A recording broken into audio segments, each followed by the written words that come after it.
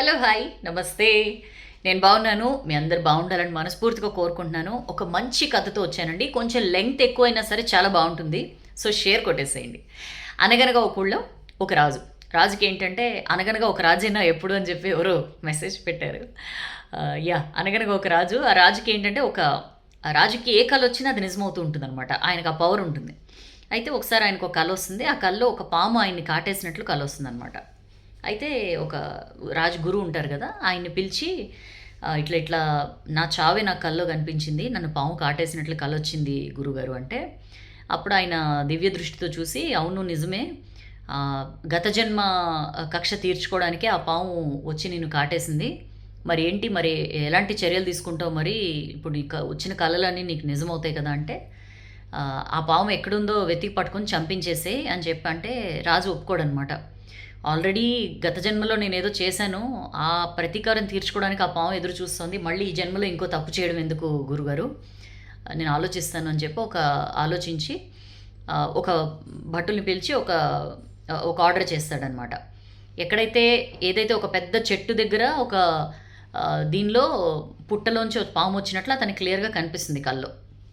ఏం చెప్తాడంటే రాజు భటుల్ని పిలిచి మొత్తం ఆ పాము పుట్ట నుంచి రాజమహల్ దాకా మొత్తం దారంతా కూడా చక్కటి పూలు వచ్చే పూల మొక్కలు ఏవైతే ఉంటాయో అవన్నీ నాటమని చెప్తాడు. అంటే ఇమీడియట్గా పూల మొక్కలు వచ్చేలాగా అవన్నీ అక్కడ అరేంజ్ చేయమంటాడు. ప్లస్ మంచి సువాసనలు వెదజల్లే ఈ ఎసెన్షియల్ ఆయిల్స్ అవన్నీ ఉంటాయి కదా, సుగంధ ద్రవ్యాలు, అవన్నీ కూడా అక్కడ స్ప్రెడ్ చేయమని చెప్తాడు.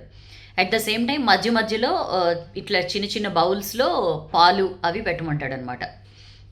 ఎందుకు ఇలా చెప్తున్నారు రాజుగారు అని అనుకుంటారు. సరే చేస్తాడు. రాజుగురికి ఏం అర్థం కాదనమాట, ఏం చేస్తున్నాడు ఇతను అని చెప్పి. సరే చేస్తారనమాట. అంతా చేసిన తర్వాత ఇంకా పాము పుట్లోంచి బయటకు వస్తుంది, రగిలిపోతుంటుంది అనమాట. ఎట్లయినా సరే ఈ కక్ష తీర్చుకోవాల్సిందే, పగ నేను గత జన్మ నుంచి వెయిట్ చేస్తున్నాను ఈ అవకాశం కోసం అని. వస్తూ ఉంటే దారి పొడుగుతా చక్కటి పూలు మంచిగా స్వాగతం పలుకుతున్నట్లు, మంచిగా అద్భుతమైన సువాసనలు, ఇవన్నీ ఇదేంటి నన్ను ఇంతలా స్వాగతం పలుకుతున్నారు ఏంటి అని చెప్పి. మంచిగా పాలు, మధ్య మధ్యలో పాలు ఉంటాయన్నమాట. ఏంటి ఎవరు నేను చంపడానికి వెళ్తుంటే చంపడానికి రా అని చెప్పి నన్ను ఎదురు పిలిచి ఆహ్వానిస్తున్నట్లు ఉంది ఏంటి పరిస్థితి అని చెప్పి అనుకుంటూ, అయినా సరే కక్ష తీర్చుకోవాల్సిందే అని చెప్పి వెళ్తుంది పాము. వెళ్ళంగానే అక్కడ రాజ్మహల్ ద్వారా వెళ్ళి అక్కడ భటులకు కూడా స్ట్రిక్ట్గా చెప్తాడనమాట రాజు, పాముని ఏం చేయొద్దు అని చెప్పి. సరే వెళ్ళిపోతుంది పాము. వెళ్ళి ఇంకా రాజు దగ్గర ఉంటే, రాజు దగ్గరికి వెళ్ళంగానే చంపబుద్ధి కాదు ఎందుకనో పాముకి. రాజేమో మీకోసం ఎదురు చూస్తున్నాను, మీ కక్ష తీర్చుకోండి, మీ పగ తీర్చుకోండి అని చెప్పంటే పాము ఆశ్చర్యపోతున్నమాట. ఇదేంటి రాజా, నీకు ఎలా తెలిసింది ఈ విషయం అంటే చెప్తాడు. నాకు ఇట్లా కళలో వస్తాయి, ముందు అవన్నీ నిజమవుతాయి, నాకు ఇట్లా కళలో ఇది కూడా చూశానంటే, మరి అలా అయితే నువ్వు నన్ను చంపించేయచ్చు కదా, నీకున్న శక్తి సామర్థ్యాలకి, నీకున్న బలగానికి, మరి ఇంత ఘన స్వాగతం పలుకుతున్నట్లు ఇంతలాగా అరేంజ్మెంట్స్ చేసి ఎందుకు ఇట్లా చేసావు అంటే రాజు చెప్తాడనమాట. ఆల్రెడీ మీరు పగతో నేనేదో మహాపాపం చేయబట్టే అంత పగ పెంచుకున్నారు, ఇప్పుడు కూడా మళ్ళీ ఇంకో పాపం చేయడం ఎందుకని చెప్పి నేను చేయదలుచుకోలేదు, నా ప్రాణం తీసుకోవచ్చు మీరు అని చెప్పంటే వెంటనే ఇంకా పాము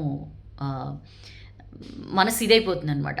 వెంటనే తన నాగమణి రాజుకి ఇచ్చేసి, లేదు నేను నిన్ను చంపను, నిన్ను చంపి ఇంత మంచి మనసున్న మనిషిని నేను ప్రజలకి దూరం చేయలేను అని చెప్పి పాము వెళ్ళిపోతుంది అనమాట.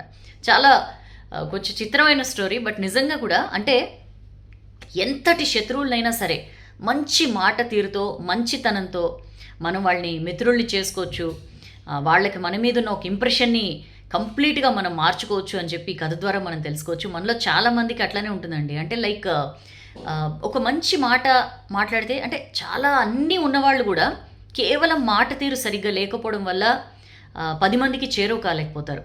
అదే కొంతమందికి అసలు ఏమీ ఉండదు, ఆస్తిపాస్తులు కానీ లేకపోతే ఒక పెద్ద హోదా కానీ ఇట్లాంటివి ఏమీ లేకపోయినా సరే చక్కగా మాట్లాడే తీయటి మాట తీరుతో వాళ్ళు అందరి వాళ్ళలాగా చక్కగా అందరితో కలుపుగోలుగా అందరూ మనవాడు అనుకునేలాగా మారిపోగలుగుతారు. అంత పవర్ ఉంటుంది మాటలకి. సో నేను చాలాసార్లు చెప్పాను, మాటలకి చాలా పవర్ ఉంటుంది, చాలా వైజ్గా యూస్ చేయండి అని చెప్పి. సో ఈ స్టోరీతో మరొకసారి అది ప్రూవ్ అయింది. సో నోరు మంచిదైతే ఊరు మంచిదవుతుంది. మీ నోరు మంచిదేనా కింద కామెంట్ సెక్షన్లో పెట్టండి. అండ్ ఎప్పుడు చెప్పేది స్టోరీ నచ్చితే లైక్ చేయండి, బాగా నచ్చితే షేర్ చేయండి. నెక్స్ట్ వీడియో కోసం వెయిట్ చేయండి. మీ అభిప్రాయం కింద కామెంట్ సెక్షన్లో పెట్టండి. అండ్ పిల్లలకి మస్ట్గా చెప్పండి ఈ స్టోరీ. ఓకేనా? నెక్స్ట్ వీడియోలో కలుద్దాం. This is your Soujanya signing off.